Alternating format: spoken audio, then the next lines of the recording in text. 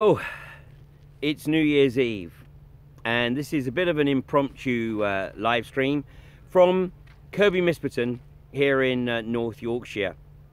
And I'm literally about 100 meters from the frack pad here. Of course, this is Barclays Bank, trading as Third Energy. And behind me, less than 400 meters or so in that direction, is the closest holiday park. This is, of course, one of the prime tourist spots in the north of England, and people come here for their annual holiday, of course, with every intention of exploring North Yorkshire, taking advantage of the North York Moors Railway, which is just up in Pickering, about 3 or 4 miles away from here, and of course Flamingo Land, which is exactly 1 kilometre from where I'm standing here. So in very close proximity to the frack pad. Now, it's a beautiful sunset this evening. I'm almost blinded by the light of the setting sun, but it's a moment for reflection, perhaps, that it's the end of 2017, and this is the 6th frack-free year in the UK. So we still only have 1 frack that's been conducted in the UK, and that was at Priest Hall, of course, in 2011. The subsequent and consequent seismic events that occurred as a result of that frack led to the moratorium being put in place, and unfortunately that moratorium was lifted at the end of December 2012. So this is actually the 5th frack-free year since the moratorium was lifted in December 5 years ago. And I must confess that I certainly didn't expect to be able to get to the end of 2017 without there being a frack having taken place. And actually, in many respects, that's thanks to the phenomenal incompetence of Quadrilla at Preston New Road, who are now a week shy of being 12 months into what was supposedly a 6-month project, and there is no sign of Quadrilla actually getting to the point that they anticipated being at in June of this year anytime soon. They have phenomenal problems on that pad, phenomenal problems with the water, even requesting that they get permission to simply dump the surface water without any third-party oversight into the local drainage system. So it's thanks to incompetence on one part, and to Greg Clark, the Secretary of State for Business, Energy and Industrial Strategy, who has been sitting on Barclays Bank's application to frack here at Kirby Misperton for close on, well, a little over 7 weeks, I think it is actually. On January the 8th, it will be 2 calendar months, and that is the day that Parliament reconvenes. But as I speculated on numerous occasions over the last few weeks, Greg Clark is desperate not to put his signature onto this application. He does not want to have the millstone around his neck of signing this off, or being known as the minister that signed this off, when it all goes, and it will, if it is signed off, when it all goes pear-shaped. And he's a young man, relatively in political terms, has political ambitions. Some insiders at Westminster suggest that that is up to and including leadership of the Tory party, and of course ultimately taking up residence at number 10. And if he is forever known as the minister that signed this off, when all of the problems start to manifest at some point in the future, whenever that might be, then he's the one person who will have all the fingers pointed in his direction. So I speculated that he's been desperate for a cabinet reshuffle, and it seems that he might actually get his wish, and Teresa May actually come rushing to his rescue. And in today's edition of the Sunday Times, on page 2, there's an article there that says Teresa May's cabinet reboot to boot out up to 5 ministers. And in the article it says May has decided to hold a reshuffle in January to bring in younger MPs after concluding her government needs a New Year reboot. Patrick McLaughlin, the party chairman, Justin Greening, the Education Secretary, Greg Clark, the Business Secretary, Chris Grayling, the Transport Secretary, and Andrea Leadsom, the Leader of the Commons, have all been tipped for the chop. Well, I doubt very much whether there's much satisfaction amongst some of the other ministers there that they're being considered for the chop, but no doubt that this article bought the Clark family a bottle of champagne, because this will be a massive celebration for them, because it means that Greg Clark will have dodged this political grenade and be able to pass over the decision, the ultimate decision as to whether or not Barclays Bank do get permission to frack here, to somebody else. And whilst Saeed Yavid may not necessarily be tipped for a move, Teresa May would of course know that if she put Saeed Yavid into this position, then he's not a particularly smart individual. He certainly does not have anything like the intellectual capacity of Greg Clark. So the likelihood is that Saeed Yavid would just say, oh yeah, where do I sign? Sign here. Just he says, take away democracy? Well, yeah, sure, we'll just take decisions away from local authorities and do what we want, because that's why we have a central dictatorship, a government, right? Yeah. So it's really, really important to keep the pressure on. And on page 4 of the Times today is an outstanding article. If I can just turn the paper in the wind here, and this is penned by Jonathan Leake, and actually it's really very enlightening.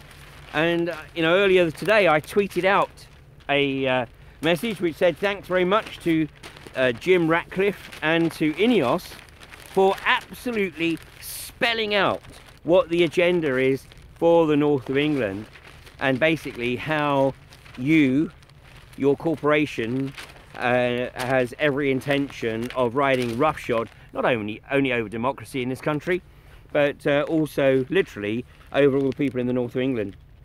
It's page 4. Unfortunately, of course, if you rely on online versions, you're not going to get very far, because the Times Online is only available via subscription.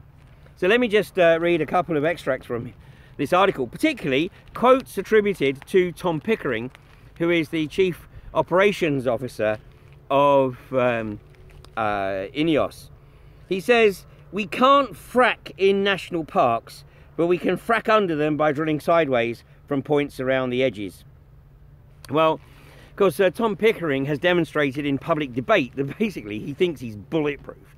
I think he seems to believe that the fact that INEOS can no longer consider fracking in Scotland, thanks to the decision by the SNP a few months ago, that basically they've got a free hand, and in Westminster, they've got enough people in their pockets to just be able to ride roughshod over all due process, not only the political process but also the legal process.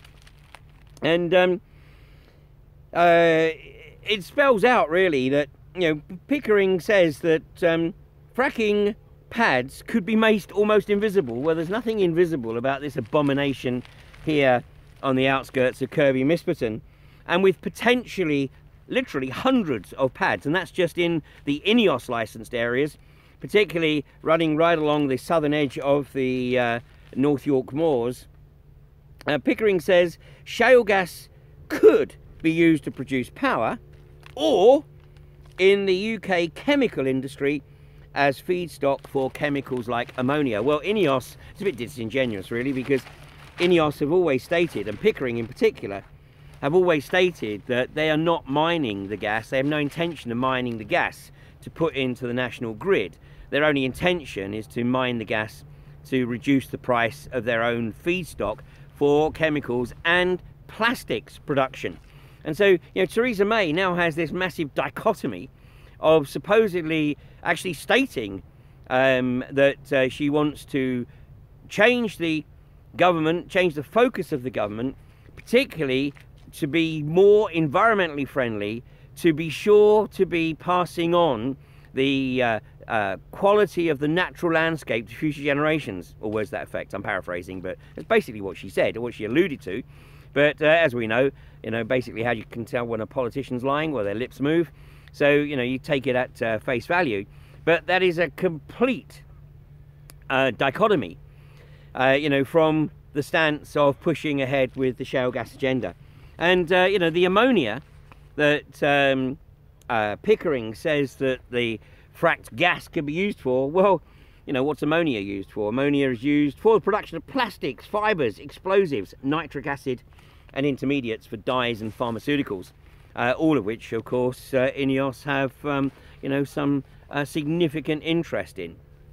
So the reality here is it's spelt out for you. We're in Tory heartland here in North Yorkshire, and here in the Rupert Murdoch's own right-wing rag, then it's spelt out for you that basically, people across the north of England, you either wake up very, very quickly to what's occurring here, or you're going to wake up in a gas field. And let me tell you, when you wake up in a gas field, it's not going to be too long before you are kicking yourselves for not taking a bit more of an interest in what was literally being mooted on your doorstep. Because there's no excuse. When Brian Monk says that in Queensland they were caught asleep at the wheel, that there was nobody to tell them, what to expect when this industry rolled into town. And now there's no excuse, absolutely no excuse whatsoever. Because we have the experience from the US, from Canada, and from Australia.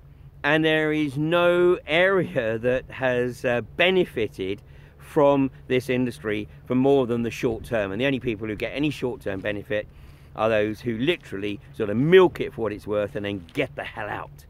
Because they know, well, they're smart enough to know that if they stick around, then first of all, they're probably going to end up with a massive problem in selling their property or moving their property. And consequently, they're going to potentially condemn their families to have to live in that environment because there's no prospect of moving out.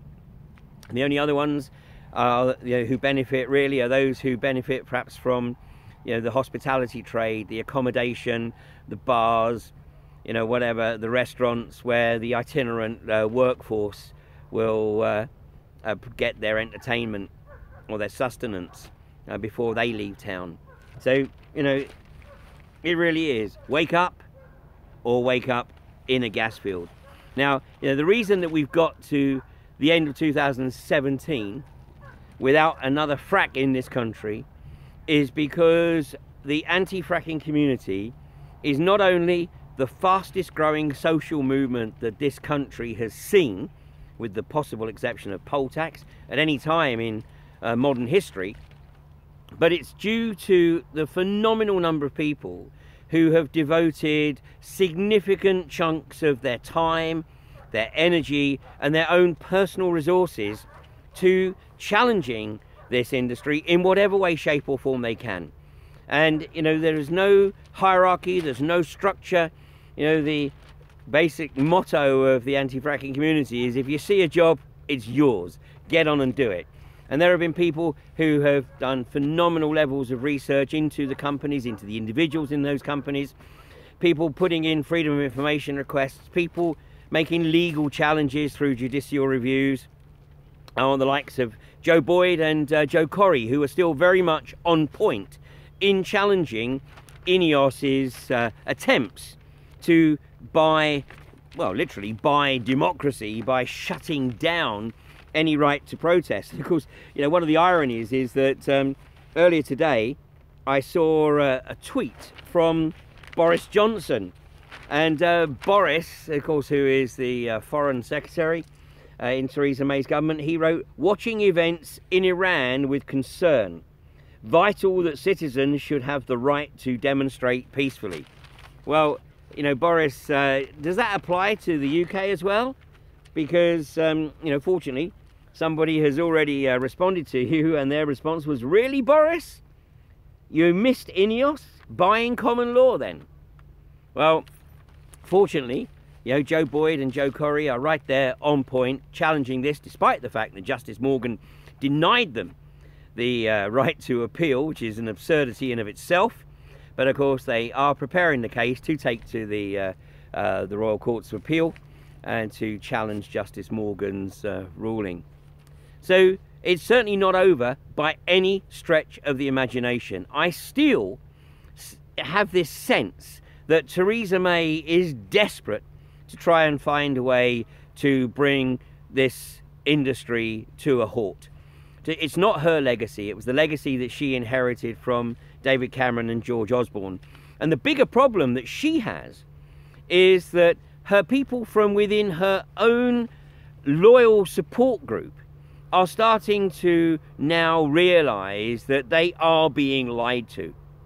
And particularly in North Yorkshire, where, you know, people are starting to not only see that basically they've got MPs that really aren't interested in them at all as constituents, they are only interested in furthering their own career or feathering their own nest. And this is actually causing people to look at other issues, and they're starting to realise that they have been lied to on so much more than just the fracking agenda. So, you know, one can quite see why it is that Teresa May wants shot of this and to try and get her government back on some kind of even keel and actually recover the rapidly disappearing support from the traditional Tory heartlands here, particularly in North Yorkshire, where this industry is looking to literally, you know, destroy this territory in, well, very short space of time, basically, because they know damn well that once they get started, they've got to go for broke, because if they don't, then they know that every well that's drilled and every well that's fracked increases the risk of the whole industry being called to a halt due to the problems of contamination starting to manifest. So thanks really for everybody who has in some way, shape or form contributed in whatever way to raising awareness of this industry and making 2017 another frack-free year. Now I'm back here at Kirby Misperton. Some wonderful people here on camp and also at the gate camp. They've been here through Christmas and New Year holding the fort.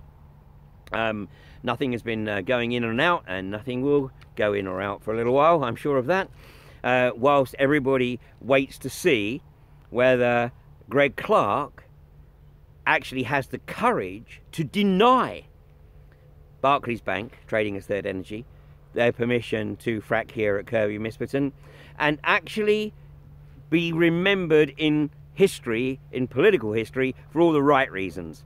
Or is he going to bottle it and simply hope that he is one of those that is bagged by Teresa? And I think he would even accept a spell on the back benches for the time being, rather than have to put his signature on this application here. But 2018, it's all to play for. And, you know, let's actually, in a true moment of honest self-reflection for the anti-fracking community, let's also acknowledge that the reason that we are still having to consider the fact that these companies are pushing this agenda is because whilst we have done an amazing job in raising awareness, we have not managed to get the boots on the ground. And if we had had 500 people here every day since September 25th, I wouldn't be making this live stream right now. It would be totally different, because that message would have got through very loud and very clear. So it's really up to everybody who lives right across the north of England, and of course also in the Weald in the south of England. You know, you either make a decision to get involved and do everything within your capabilities and capacity to help bring an end to this insidious industry now, or it's going to be a long campaign and you're going to be fighting it right up until the moment they appear at the bottom of your road.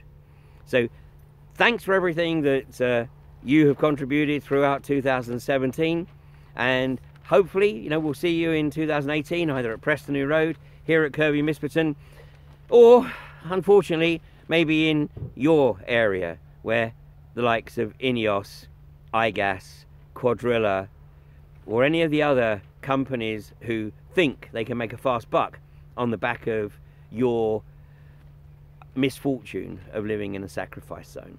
So as I said earlier, it's wake up now or wake up in a few years in a gas field.